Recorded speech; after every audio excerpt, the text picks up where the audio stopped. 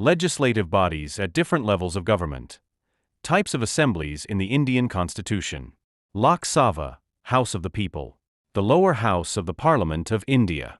Members are directly elected by the people of India. Has significant legislative powers, especially related to finance. Rajya Sabha, Council of States. The upper house of the Parliament of India. Members are elected by the elected members of state legislative assemblies, and by the members of the Electoral College for Union Territories, as well as nominated by the President.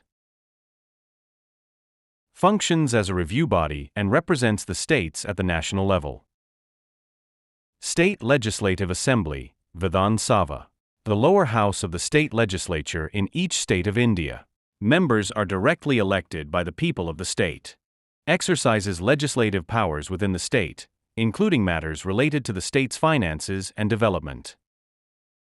State Legislative Council, Vidhan Parishad.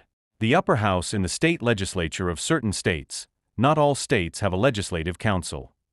Members are elected through various means, some by the state legislative assembly members, some by graduates, teachers, and some nominated by the governor. Functions similarly to the Rajya Sabha but at the state level.